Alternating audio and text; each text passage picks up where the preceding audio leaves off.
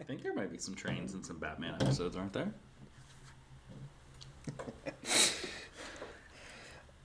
Yes. Yes, there are. I'm excited to see what that product looks like. Yeah, we are, of course, talking about the Upper Deck Batman the Animated Series product that just came out Today. yesterday. Yesterday.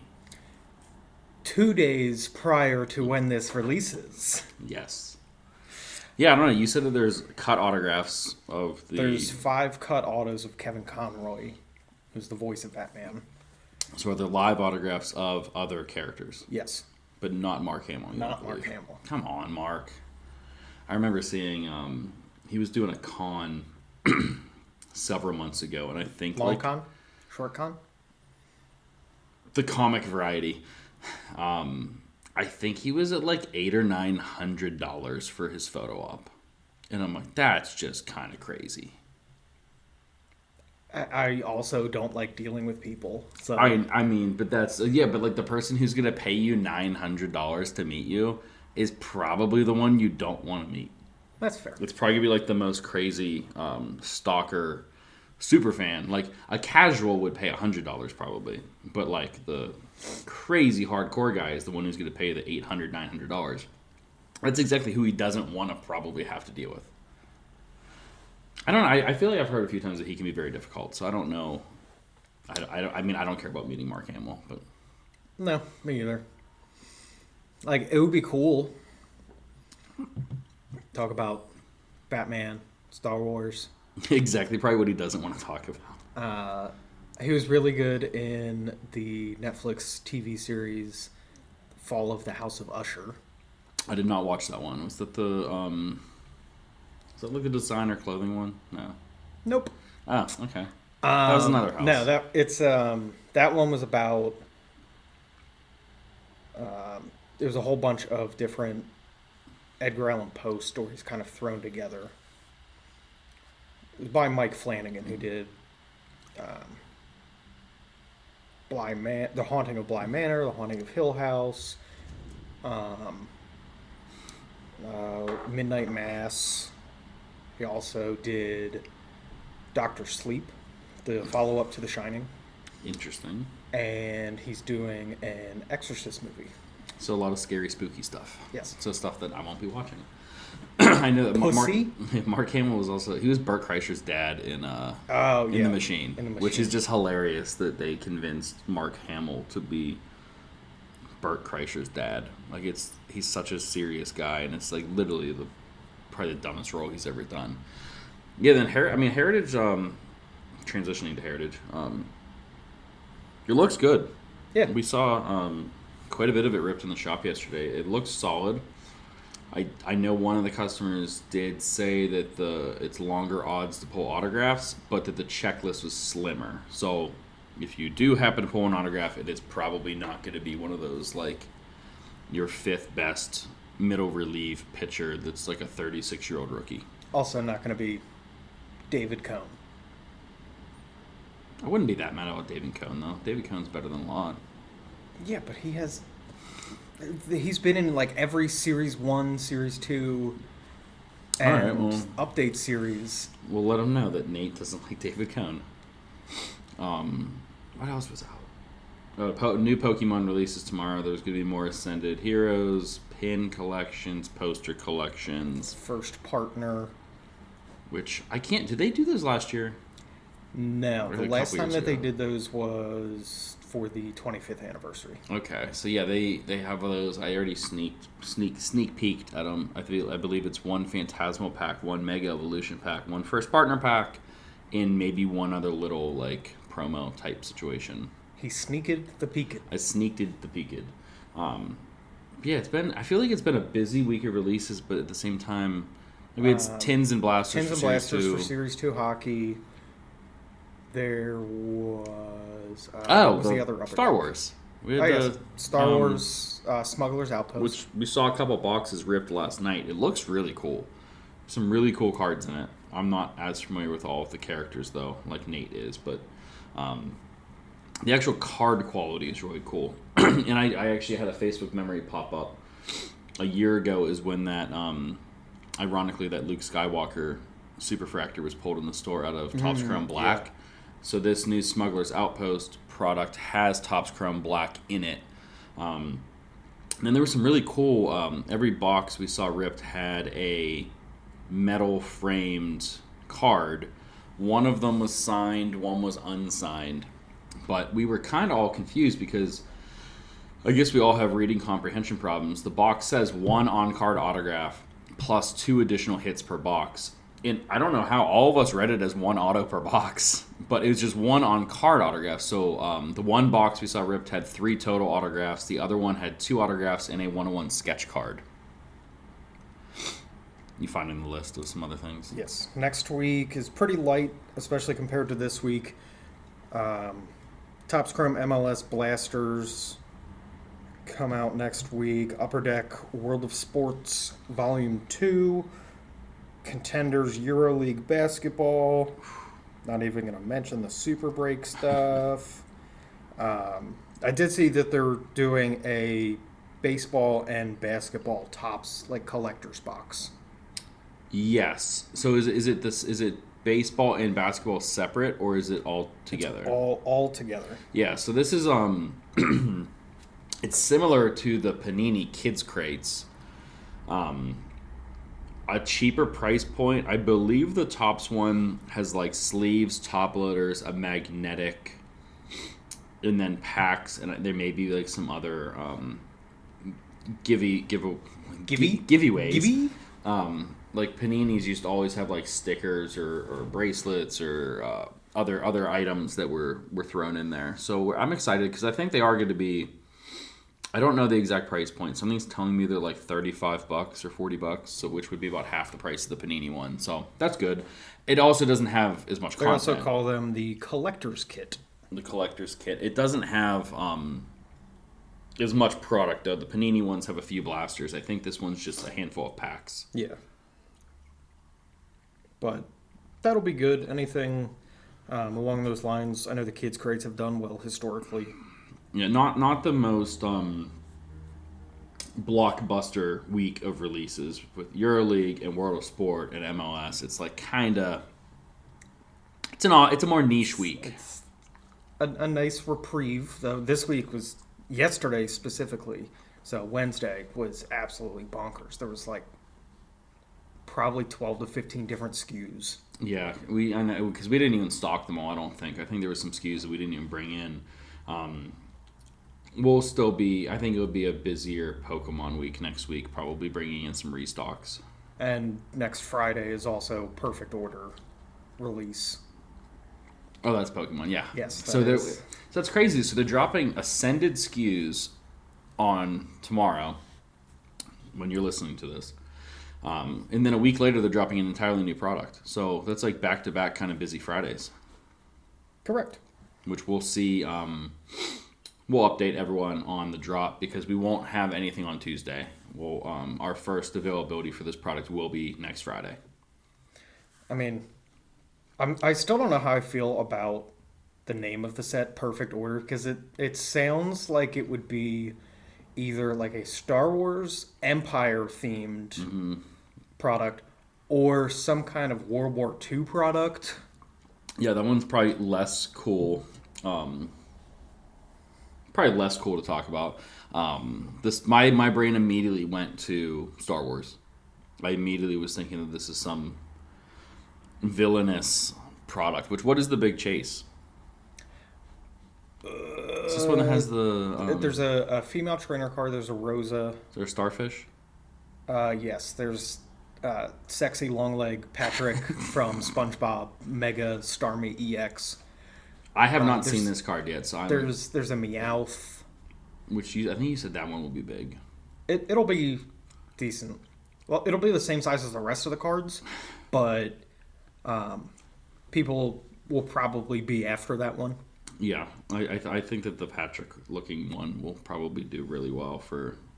No, this is Patrick. The people like me who are not as invested in Pokemon will just think that card looks funny and go after it. It's no Trash Island card, but no, it will do. Yeah, so I mean, obviously, if you're listening to this, you're probably interested in cards. You probably heard about the big whatnot news. Um, I mean, me and Nate have held very similar ideas about the entire platform for a long time. It's not for us. I never have told I've never told anyone not to use it, but even from the beginning, I was telling people just to watch yourself on there because it is. We just talked about it, I think, last week. It's predatory in the sense that they not whatnot themselves. They're just a platform, but Well, you have they don't regulate anything. not they say that they do. I don't. I mean, obviously, we don't work there, so we can't actually see what they're doing. But there's definitely a lot of scummy sellers on there. If you make them enough money, they don't regulate. It sounds like a verse in a song. Yo. Yeah, exactly. Nate will come out with the track next week. We'll work on it. But yeah, I just think that I know that there's lots of legal jargon. I think there was 15 individual filings against them. Paul Lesko, which if you're on X, he's very active on there, always tweeting about anything in the industry that is under scrutiny. Is it still tweeting? I If say it's X? I say tweeting. What do you He's just always say? Xing? Xing. Yeah, I don't. I say. I still call it Twitter. So Yeah. that's one thing that Elon is never going to be able to rebrand that. It's just Twitter. I am so old on Twitter that I used to text my tweets in to post on my account because it was before smartphones. I did it. I think I had a BlackBerry, and that's when Twitter was literally just like, yeah, I'm gonna go meet a friend at Panera. Creed thoughts. Yeah, I mean it's talking about Creed thoughts. There are people in there that shouldn't have access to the internet, but yeah, I mean, but circling back to the whatnot thing, like if you are using the platform or similar platforms, really like. I know that some of the part of the lawsuits is that they want whatnot to have a stricter policy in place for people who may be susceptible to gambling addiction in other obsessive type things. They're saying that they don't have the infrastructure built out for people who need help, or there's not enough of opting into certain things. Maybe there needs to be a multi-step process. I've never used Have you used Whatnot before? Yeah. Like when It you go is to way too easy yeah, to spend like money. so like if you it should be like a are you sure and press yes, and you should have to like maybe a pin you have to put in to actually buy something. Maybe do like FanDuel does, and like, okay, every half an hour you just get a little pop-up like, hey, just so you know, you've been on here for an hour and 47 minutes. I mean, yeah, that's the thing. I would I don't want to know this, but I think it'd be interesting to know some of these people who were having some problems on the app, like how long they were spending on there a night. Like, were they on there literally from like a show starting at 8 until 2 in the morning and just buying continuously the entire night? But yeah, I think that we've said this before, that there are definitely good people on there, but I think there's a lot of bad ones, because this was another thing that was brought up on X Twitter. That the vetting process is almost like an imaginary thing. Like you could literally sign up right now, Yeah. and get approved probably later in the day. Whereas I think eBay Live is like, because we're actually looking into eBay Live for Sports Car Junction. It's like a multi-week vetting process. They're looking at your online presence, and then after that, I think you do like a Zoom call where they teach you about the platform and like onboarding and how to even use it. Whereas I think Whatnot's just like figure it out, make us money, Pretty move much. on. And like they just invite anybody. It's like, oh, I see you were just shopping for white Monster energy drinks and Pit Viper sunglasses. How would you like to sell? You sound like a douche.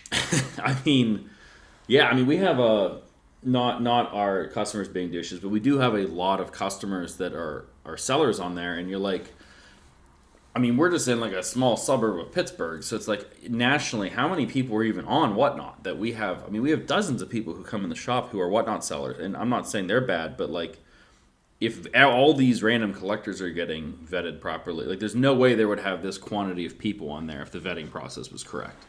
No. I don't know. Fanatics Live is probably a lot stricter as well. I don't. There's not nearly as many people on there. I think you have to be like onboarded. They're doing background checks. If you were a previous breaker, they're probably wanting to see video feeds of what your brakes look like, how you run your brakes, look at like feedback systems. Like eBay Live is specifically probably looking at your eBay feedback from the start of time to see if you've ever had issues. If you know how to properly put a card in a magnetic holder. Yeah. Throw a fit. Yeah, because of this. I mean, that's become like a thing. Like the Whatnot Bro is the guy who yells at you for not buying their cards or filling their spots. Yeah, like, okay, they'll have a $10 card. And they're like, bro, this card's only at $12. It's at least $60. Come on, you're a fucking idiot if you don't buy this. Give me your money. And then "Are you sure you would like to purchase?" comes up on the platform if it was run correctly, and then you would be like, "No, this guy's being a jerk. I'm not going to buy this." Bring back Clippy from Microsoft Word. What do you think he's doing right now? I don't know. He might have been on the island. I wouldn't be shocked with him. He was not at all. A little invasive. But yeah, so if you're on Whatnot, I think business is as usual on there. I don't think anything has changed. I mean, most of the time when big companies get sued, they're not changing their day-to-day. But just pay attention. If you don't like what's going on, just get out of the room, block the person. I mean, like we just said, there's literally thousands of approved sellers on there now, so you can weed out all the bad ones. I mean, the fact that it's gotten this far legal-wise, there's something that I remembered. So if Whatnot tries to come back with, we're not promoting gambling, all this, do you know what everybody who attended the National a couple years ago got in their welcome bag? A Whatnot poker chip.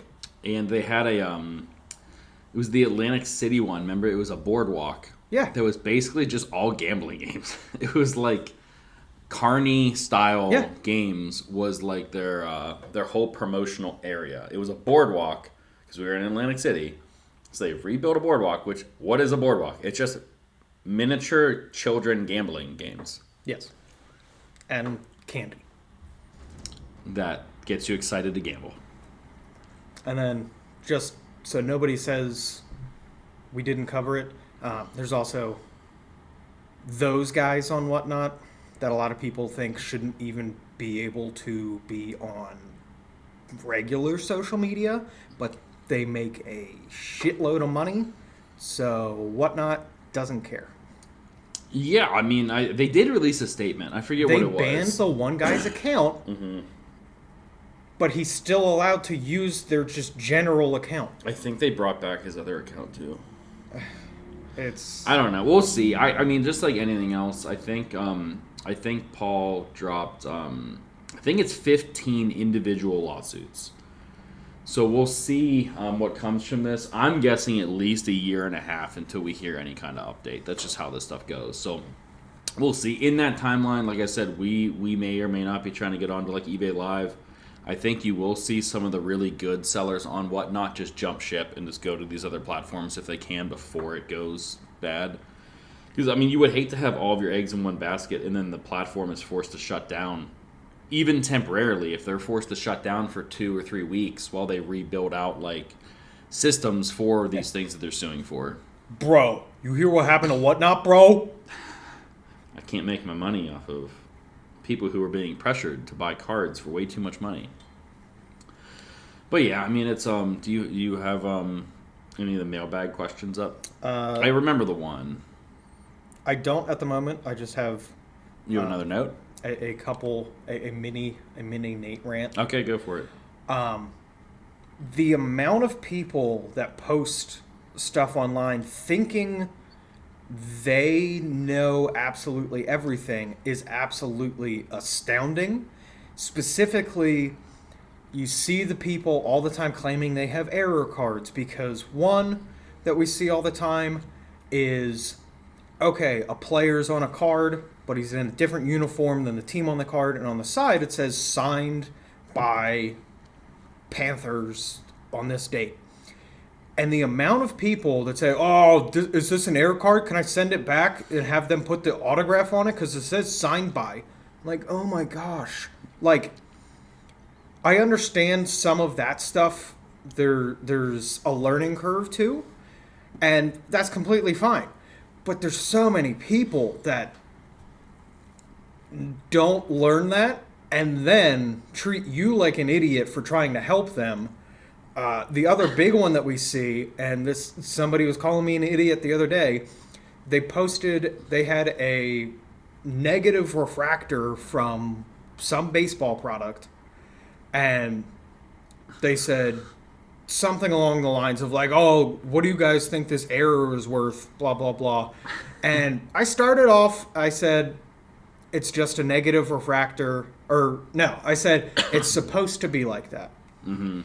And he responded to me with a picture of the base version of the card. No, and it's he was supposed to like, look like this. "No." And just... I saw the interact. It was... I mean, that's tame, too. Like, we have another big one in these groups and in the store is the people who are like, I got XXX error card. And then you tell them, be like, yeah, it's an error, but they never fixed it. So every single copy of that card looks like that. So it's not special. And then you get called an idiot 4 different times, and then... Because they saw it listed for $20,000 on eBay, so we must just be trying to swindle them. But, like, so the only time that error cards are worth money, like Chad said, is when they fix them. The Billy Ripken bat knob card. That is worth what it is because partway through production, they came up with all these different ways to censor it. You got the black box, you got the scribble, you got the salt cut. The saw cut one's actually fake. That's people do that. There's a hole punch error. Yeah. It's just a person who hole punches the black box ones. But yeah, you have to correct it. You have to correct it quick. Like the Frank Thomas no name is worth thousands and thousands of dollars because there's very few of them out there.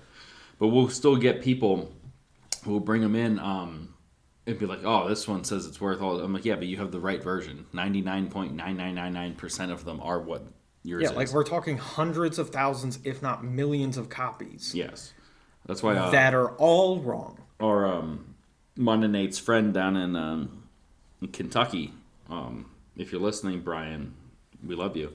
But Brian's Sports Card Corner down in Corbin, Kentucky, he keeps a shoebox near his register of all of these like cards that people think are worth, like the one Uribe and the Ken Griffey Jr. missing the Topps trademark. Yeah, the Griffeys, the Bond rookies, all that junk wax era stuff that people think is worth all this money because they type it in on Google and there's some crazy person who has one listed for $30,000. He has this box by his register to show them, be like, "Hey, I'll sell you all of mine for a great deal. You said it's worth $30,000. I have 50 copies. I'll sell them to you for $5 a piece. You want to buy all of them? You'll make a ton of money. You can retire." And every single time people were like, "Well, no, I'm just trying to sell you this one." So I kind of want to institute that. I want to have all these cards and have access to them so we can run a similar thing. Just because I think he said like their faces are usually like dumbfounded as to why he wants to do this, and then maybe it clicks to them that they're not worth what they think they are. But yeah, like Nate was saying, especially in some of these Facebook groups, there are so many people that like it's not even that they don't have the knowledge. It's like they didn't even try to find the answer. Yeah, they didn't try to find the answer at all. Like, I know Nate used to comment on these ones all the time where he'd be like, "What's this worth?"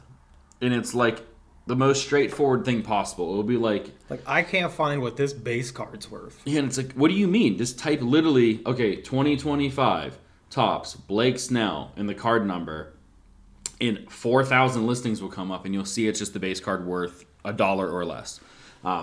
So take the time to maybe research your stuff before you get an outlet. And now, that being said, there are still thousands and thousands of cards out there that you may need actual professional help on. That you can't find comps. Maybe it's an older insert card or older serial numbered card that you can't find data on. That's fine. But when it is something super common, and 1 minute of research tells you it's super common, you should be able to get to the end result there. No. Do you have another rant? No. Okay. I was pulling up mailbag questions. Mm-hmm. Let's see. This one. Should I say names? Maybe first name. This is from Jimmy, which definitely sounds fake when I say it like it's that. a fake name. It'd be interesting to hear your thoughts on how Fanatics runs things now, and if it's different than when it was just Tops. And do you think we are hitting another junk wax era? First off, no, we are not hitting another junk wax era. We're not even close. Not even close. Everyone thinks that these cards are produced in such crazy quantities. Like, I think the highest produced card last year was like 1.2 or 1.3 million copies. And when you're like, I'm not gonna say novice, but like when you're not in the weeds on this industry, you think like you hear a million cards and you're like, that is so many cards. And you're like, no, I mean, like a Topps base set is literally distributed across the entire world. So 1.2 million copies when you have 20, 30, 40 million people collecting these is not that much. Peak junk wax era, I don't know if the numbers are actually out there, but I've heard estimates anywhere between 10 million to 100 plus million copies of the cards during like that mid to late 80s boom. I mean, like 88 Topps baseball. I would be shocked if it was less than 50 million copies per card. So no, I don't believe we're in a junk wax era. I will say, if you want to consider us in a junk slab era, absolutely. There's so much stuff that is graded that shouldn't be. Yeah. I mean, just going around at shows and you see people with bargain bins, like $5 graded cards. Like, we should have never gotten there. Yeah, I mean, you can consistently find deals on eBay where there's PSA 10s of cards that are selling for less than $10 when the grading fees right now are $25. That means that card never should have probably been graded. Some of it is timing. Like, you could find a group of Aristides Aquino PSA 10 Topps rookies, which when he was hot his rookie year, maybe they were $35 or $40, and grading was only $8. Yeah, so like that could have happened. But yeah, there's definitely junk slabs, but I don't think we're in a junk wax era. I think that we have obviously a lot more products now, so numbers are spread around and it can get confusing, but we're still in a supply problem. There is still not enough stock to meet the demand. So I think to be a true junk wax thing, you would see pallet upon pallet of these things just sitting around everywhere, and that's not the case. I don't think there has been a Topps release in the last 2 years that we haven't sold out of relatively quickly, or the product we are still sitting on is maybe our 4th or 5th order of it. Touching on, like, is Fanatics running stuff differently? Absolutely they are. And a lot of it is very positive. I mean, when Topps was solo, the marketing was entirely different than it is today. It was like they'd post maybe a preview of a product, and that's about all you got. You'd maybe get the checklist that day or the next day. You weren't getting these full marketing campaigns with athletes and celebrities, and I understand it can be overwhelming when, like when Topps Chrome Football drops, and if your card feed or if your social media feed has a lot of cards in it, you are going to be bombarded. Yeah, you're going to be to the point of wanting to throw up because you're seeing so much content around this product. But that's not bad. I mean, like, that's not like it's a negative. It's just a lot out there. That's also why a lot of people think we're in another junk wax era. Okay, it's just because we have access to more information now. Back in the 90s, or even like, okay, the 2000s when they cut down on stuff. Say you pulled 5 copies of this one card. You're like, oh, that must be a lot. But you don't know that somebody else pulled 10 copies of that card. But now they're posting it online and somebody else is posting that they have 10 copies. So people are finally seeing the actual and true scale of things. To which, if we thought the 90s and the 80s were junk wax era, and that was without social media and everything like this, we just saw the tip of the iceberg. I can't imagine it. You just see like every Kmart and Toys R Us and stuff, just like mountains of product in it. Yeah, like Nate was touching, I think some of this stuff is that we're just open to more information now, but I don't think the information has changed that much. I know that production for base tops got down to like maybe 800,000 copies of the base set, but I think that was also during the crossover between Topps previous ownership and Fanatics ownership. I think there may have been like some scaling things where maybe they scaled down while they were learning the process and everything. But one thing I can say about Fanatics, man, like they're always constantly listening. Like you don't understand how many of these workers are constantly on all these social media pages. Like I'm not going to say their names. There are some really big Fanatics and Topps employees that are in these Facebook groups that you're in. They're looking at your complaints. That's you complaining. If you truly want to complain about something, complain about it online because they'll see it. And I go to I'm at the conference in 2 weeks, the summit for Topps, and they will be addressing some of this stuff. Like they are constantly trying to make the better product. Obviously, everyone just is like on the I hate Fanatics, I hate Topps, I hate all this stuff. It's like, but you're also once again, like Nate said before, you're on the internet. You're seeing people's opinions that maybe you didn't need to see to begin with. So yeah, I like a lot what they're doing. I mean, the innovation's been pretty crazy on some of the stuff with the debut patches, and I know like the follow back thing on Big League was kind of a flop. Like I know it didn't. Yeah. It didn't turn out great, but they tried. I mean, you can't be mad at them for trying to do that. I know they did like the Taco Fractor a couple years ago, which we were just talking about it because like I thought that was really fun. The buyback program has been pretty revolutionary. What words are you trying to say? Probam. Okay, Probam. I mean, that has given collectors. I mean, we had some collectors last year turn in like $800, $1,000 worth of buybacks that either they pulled from boxes and packs or they traded for and they hedged their bets. That's what a lot of people have started doing in the last few years. Is they just kind of predict when Chrome drops who's going to win MVP, and they just start putting a lot of funds towards that. And overall, just the way product is distributed is better. While we still don't get enough, a lot of people still don't get enough of some stuff. It's still like Topps is the one distributing this stuff now. So like you don't have to go through multiple channels where the price keeps getting stepped on. Like when there's price increases, it's directly from Topps due to demand, due to market. And it's very spelled out for you.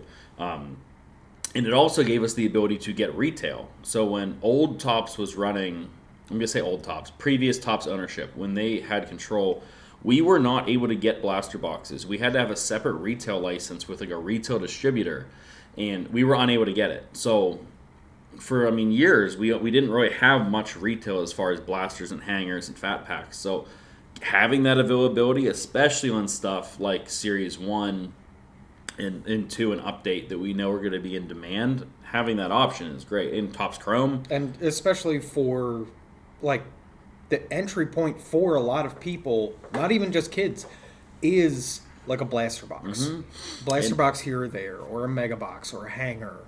And we're going to have Topps Chrome WWE is dropping real soon.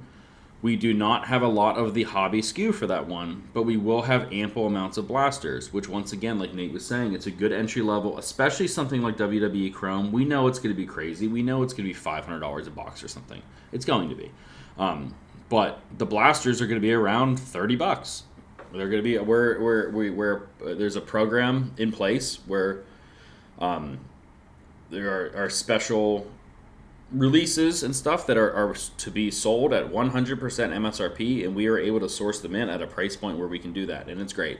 So WWE Topps Chrome release day, we are going to have plenty of blasters available at straight MSRP, and if you pull your Gunther cards, I will trade you for them or buy them off of you.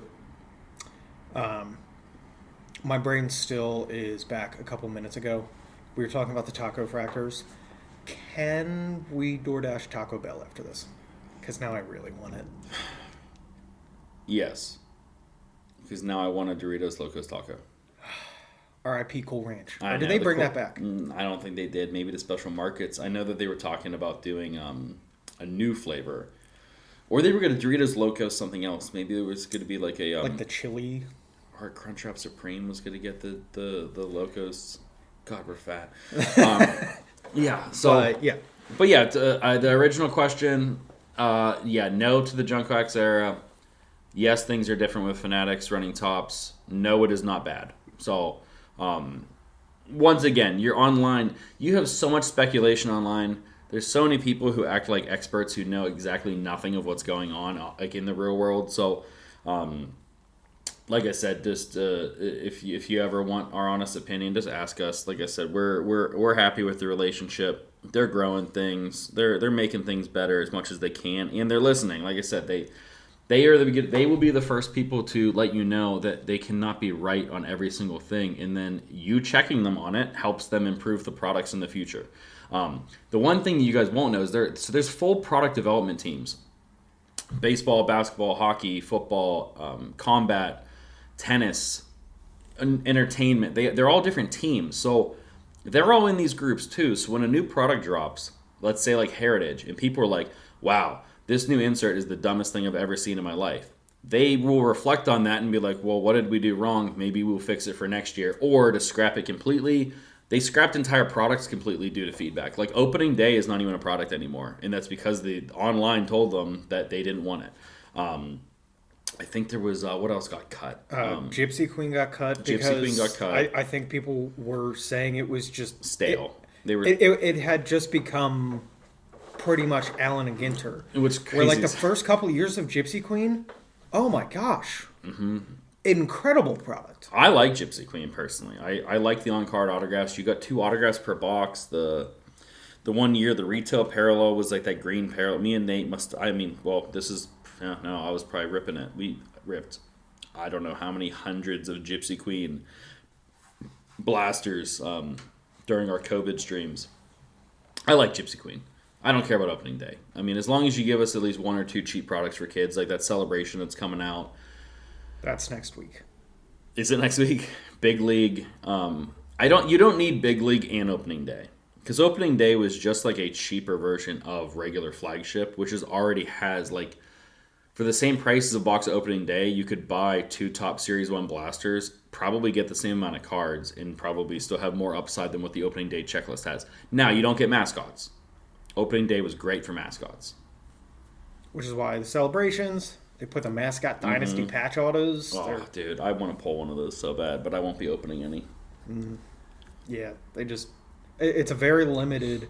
So if you like the celebrations like they did last year, if you see it, buy it. Buy it. It's one product that they don't make a ton of, and it dries up a lot quicker than people realize. I think we only got 1 case last year. I think we had like 20 total boxes of that product, and we sold out probably the day we got it or the next day. I didn't check. I don't know if we have 1 or 2 cases coming of that. But either way, when you see us post it, if you want to secure it, sportscarjunction.com, buy your box or pickup, or get to the store as soon as possible, because it's going to go out. It's going to be pretty quick. Another question we had was from Noah. I think it would be interesting to learn how distribution works and how you guys receive your product, which we can't go like too into detail on that. Yeah, we definitely have some things we can't talk about on it, but basically like the core of it is like the first level of distribution would be from the manufacturer, which that would be like your Topps, Panini, Upper Deck, Leaf. I think some of the TCGs sell directly to businesses, depending on what level you're at. Pokemon is not one of them. Yeah, Pokemon is not. A lot of people don't realize how big you have to be directly buying from Pokemon. It's tough. I don't even... You basically have to be a distributor to get from Pokemon. But then the next tier down would be distributors. So like a distributor would be someone who stocks a manufacturer's product and then disperses it to single accounts from there. So they're the middleman between you and the company producing it. Wholesalers. Yes, they're wholesaling products, but they're also avidly buying and selling stock. So like when we will tell you like, hey, we're getting a restock of X Pokemon product, that doesn't mean we're getting it at the price point to be able to sell it at MSRP. It just means we are physically restocking the product in our store from this connection. But that connection doesn't always charge you what it should be at that, because they buy stuff off of the secondary market as well. So a distributor may buy another distributor's product. Let's say it's a Pokemon SKU that's supposed to cost $60. That cost is supposed to be $40. They might pay this other distributor $70, charge us $80, and market as $95 on that product. So it's not as simple as like all of this product changes hands nice and clean.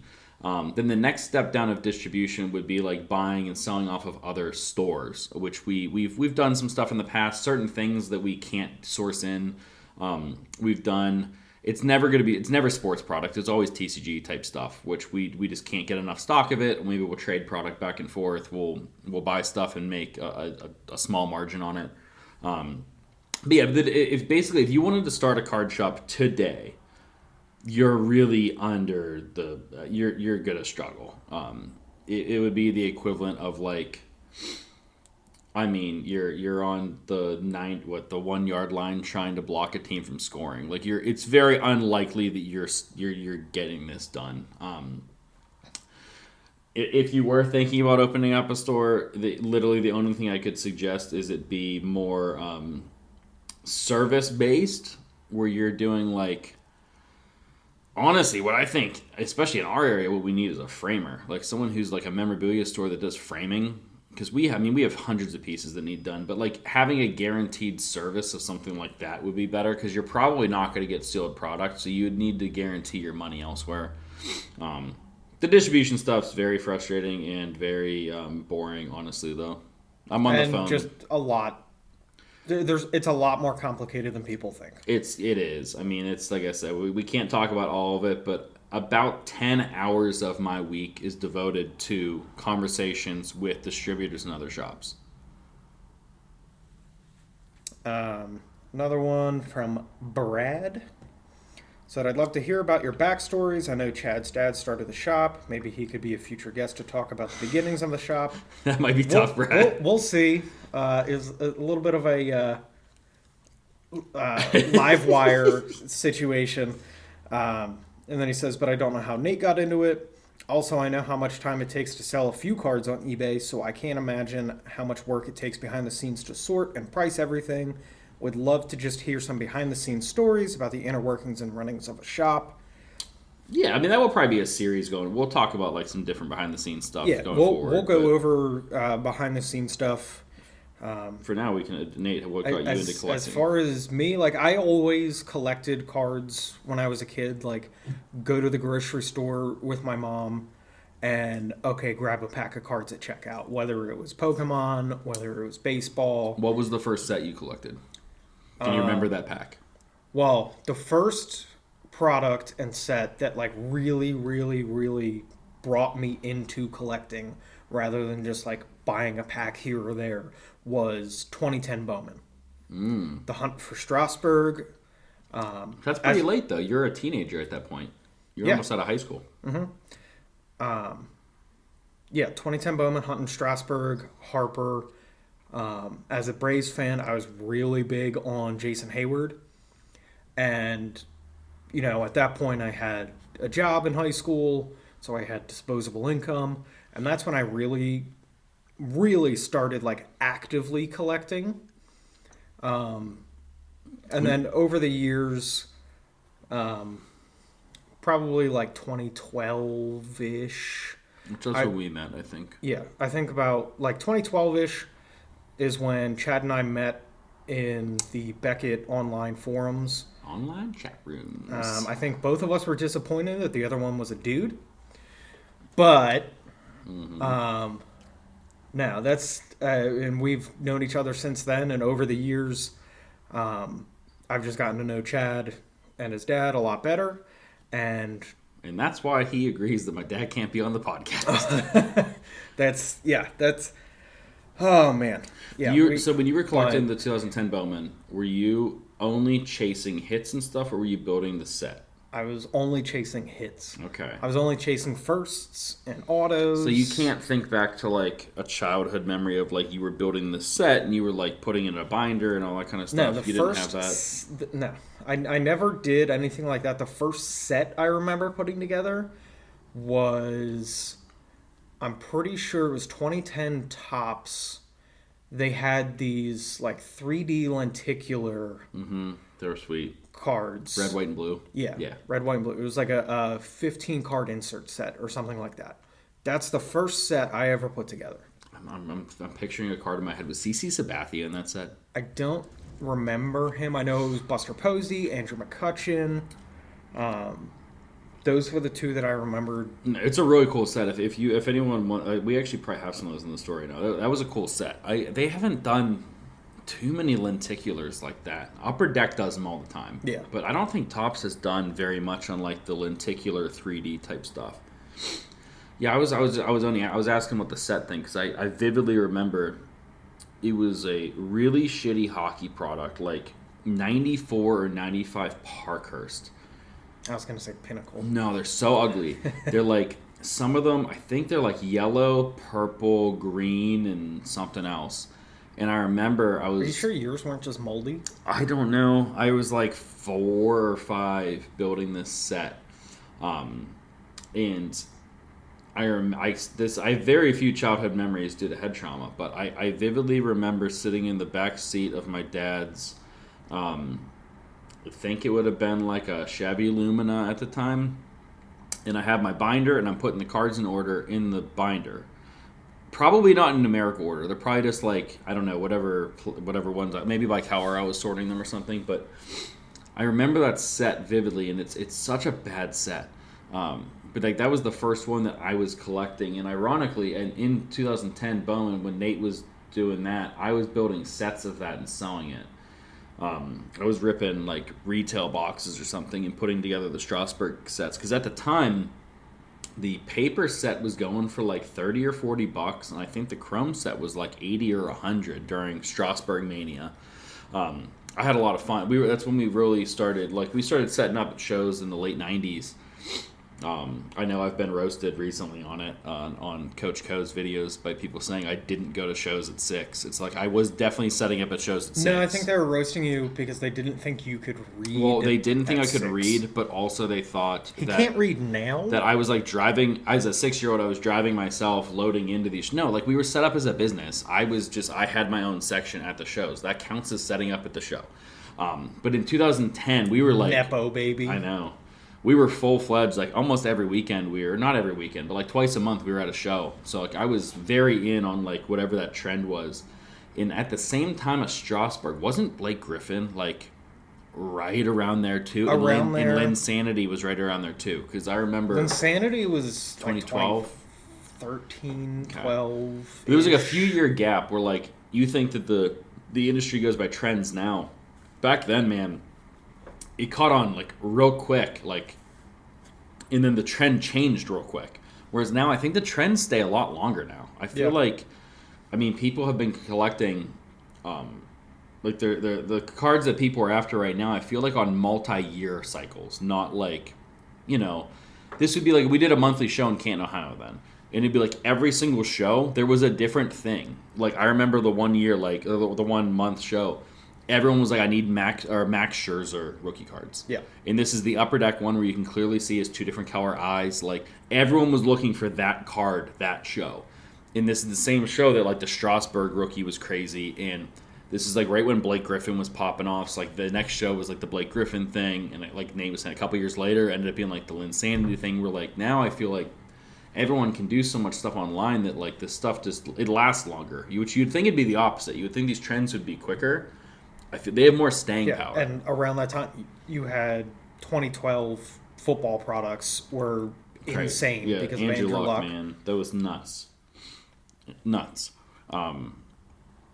yeah, I mean, then people. I mean, so you started collecting. You think though as a little kid, but you don't remember hardly. Yeah, I always like I had a binder as a kid. I didn't go after specific sets. I just put all my stuff in a binder.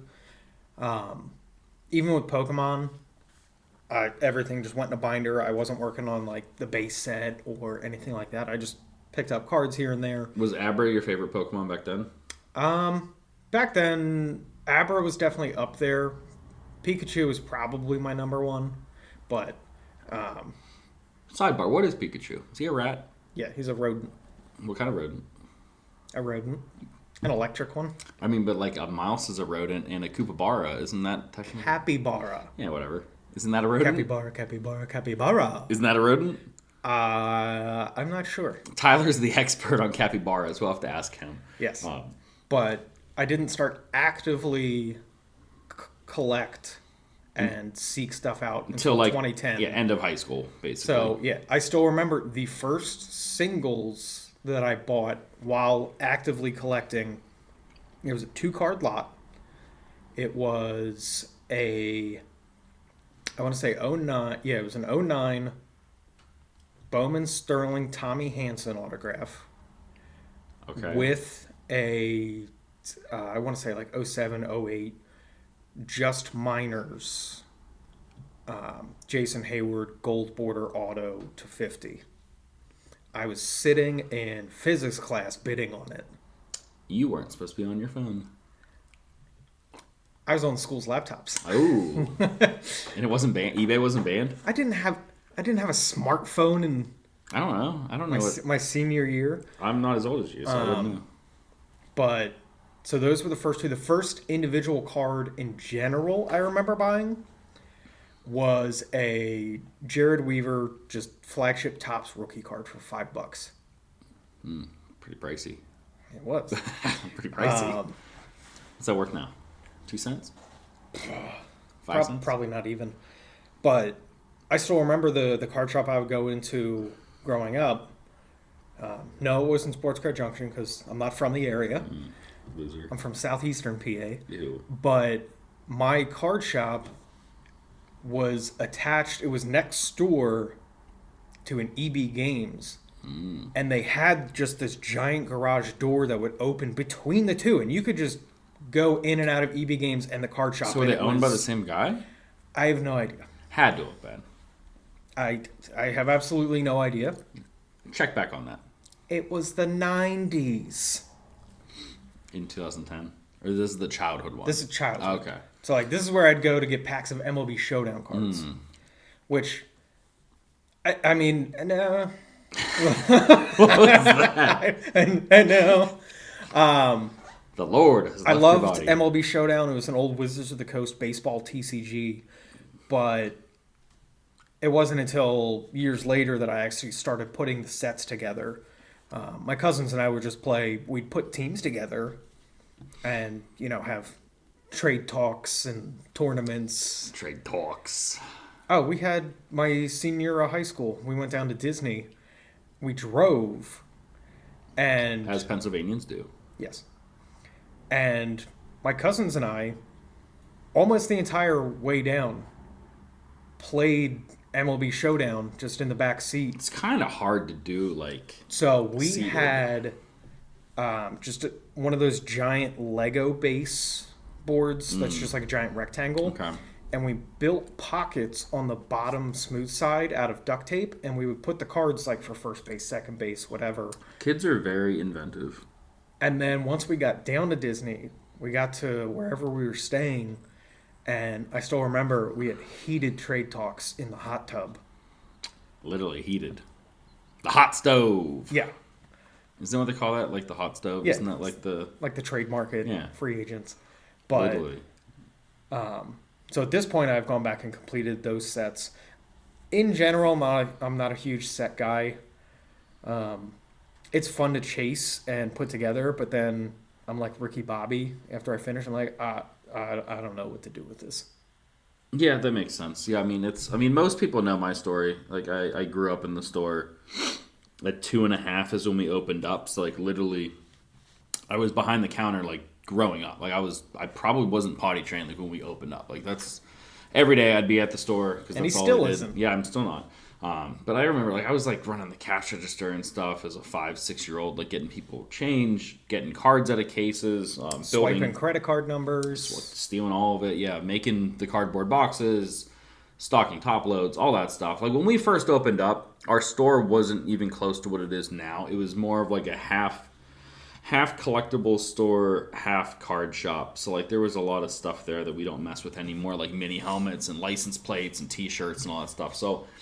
it was fun, but like I started I was collecting immediately though. I mean, I if you know me, you know that I'm a big wrestling person. So by the time I was six or seven, I was collecting a lot of wrestling sets. And I did unlike like the opposite of what Nate did. I loved completing sets and filling the binder, putting the stuff in numerical order. I loved all that stuff. The organization, the feeling when you complete a set. I actually loved doing that. And then you move on to the next set. Where I was adjacent. At that point, I was doing Legos, which again is nice to have that feeling of accomplishment once you're done building it. When there's a piece missing. Not when I would do it. You didn't allow that. No.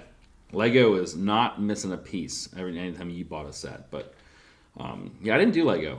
Oh, I loved Lego. I did Pogs pretty hard. Beanie Babies. I did cards. Beanie Babies lightly. Pogs was more so my older sister's thing. Unlike today, like I don't do video games anymore, but I was a big gamer back then. I was constantly gaming. So what was the Crazy Bones? Yes, I know Remember what that. Crazy Bones? Yes, I know what that is. What is that? Show me. Like what they literally looked like fruit snacks. Okay. They were just like these little collectible. Yes, figures. 100%. Did they come in like mystery packs? Okay, like I said, it was like opening a pack of fruit Yeah, snacks. no, I 100%. No, I did those. But no, like the crazy thing is I've never got out of cards. I mean, cards have been my life for literally 31 straight years. I've been collecting. I don't do any sets anymore. It's too much. I can't. It takes up too much space. It's easier just to collect individual cards anymore. But yeah, I think that's like I said, everyone knows my story. I'm here. Yeah. And mine, cards. I've told plenty of people at the shop, just being friends with Chad over the years, I slowly started to help them with more and more stuff, whether it was, posting for social media, making graphics, helping. The first time we ever met, I was helping them at the Atlantic City National in 2016. And we had never met in person. No. And we immediately asked you to stay with us. Yes. With all these cards. Mm-hmm. It was pretty cool. Yeah, even then, like my uncle, we were staying at his beach house because it was like 40 minutes from the convention center. And we wanted to save money and not get a hotel. So we're like, yeah, Nate will come here. And then my uncle and aunt were there. It's their house. So we're sitting at dinner and I think he asked either me or you. It's like, so how long have you guys known each other? And we're like, online for a few years. Like, when do you guys get together? I was like, yesterday was the first time. He's just in your house now. Sorry. It was good. No one died, I don't think. No. It's a perfect cover if they did. Nate got away with it. Yeah. But yeah, if you have other mailbag questions, send them in. I mean, we're more than happy to answer them to the ability we're allowed to. If there's certain stuff that we can't talk about, we just won't bring it up. But yeah, send in the mailbag questions, guys. Yeah, I mean, anything else? I know there were probably a couple other ones that we'll get to on later episodes. And yeah, the back part of that question, talking about like behind the scenes type stuff. We will start that kind of stuff. Yeah, we'll start making notes because like I'm still convinced. If we had a camera crew in our store at all times, it would actually probably be like a funny series. I don't think it couldn't go on TV though. No, absolutely it would have not. to be streamed somewhere because like we will just throughout the podcast just drop little stories of stuff that happened.